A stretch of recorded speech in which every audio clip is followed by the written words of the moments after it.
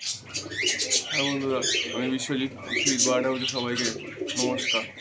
আজকে ভিডিও করার টপিক হচ্ছে আমার যে লক্ষা পায়রাগুলো ছিল সেইগুলো বাচ্চা হয়েছিল, আমি দেখিয়েছিলাম।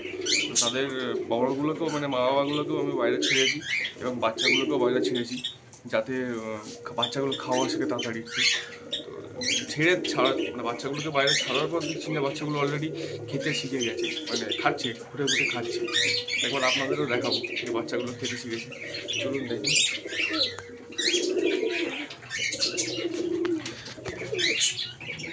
এটা একটা বাচ্চা, আর একটা বাচ্চা দেখুন, ওই যে একটা বাচ্চা, ও ওখানে খুঁটে খুঁটে ওই পাখির বদ্রি পাখির যে দানাগুলো পড়ে সেগুলোকে ও খুঁটে খুঁটে খাচ্ছে। এই যে এখানটা বদ্রি পাখি আছে, ওদের দানাগুলো এখানটা পড়ে, ওরা খুঁটে খুঁটে খাচ্ছে।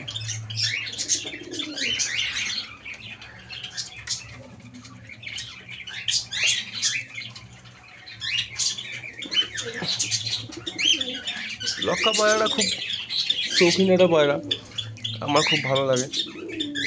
তো আমি সাদাই করেছিলাম বেসিক্যালি। তো একদিন এই কালো পায়রাটা করার একটা গল্প আছে।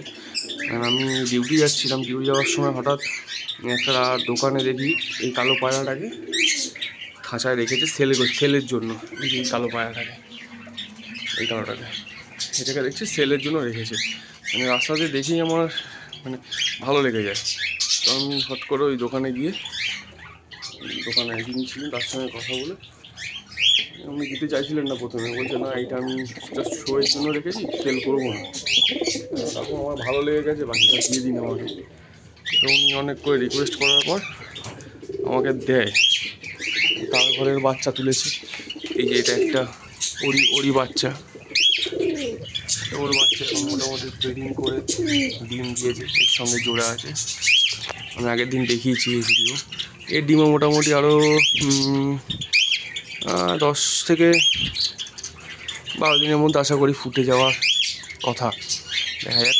আর একটা যে পেয়ার আছে ব্ল্যাকের সঙ্গে, এটার একটা ব্ল্যাক, এটা ওরই বাচ্চা, ওই ওপরে যেটা দেখালাম ওর বাচ্চা যেটা, এটা একটা সাদার সঙ্গে জোড়া আছে, এটা বাইরে গেল, ওই বাইরে গেছে। এবার দেখুন, দুটো ডিম দিয়েছিল, একটা ডিম মিস হয়েছে, আর এই ডিমটা ফুটেছে, বাচ্চাটা ফুটেছে। বাচ্চাটা বেশ ভালোই হেলদি আছে, আর খাওয়া দাওয়া তো ঠিকঠাকই আছে মোটামুটি। যাই হোক, এই লক্ষা বাচ্চাগুলো বড় হয়ে গেল দেখতে দেখতে। আর কয়েকদিনের মধ্যে এরা মোটামুটি একদম পুরোপুরি সেপারেট দিকে চলে যাবে।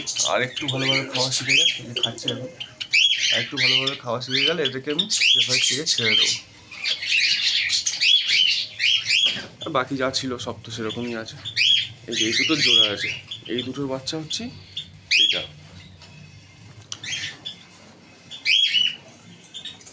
এখানে এই দুটো চলে গেছে কাঁকড় খেতে, যেহেতু এই বালির কাঁকড় ফাঁকড়গুলো এইখানটা পড়ে, ওরা এই কাঁকড়গুলো খেতে চলে এসছে।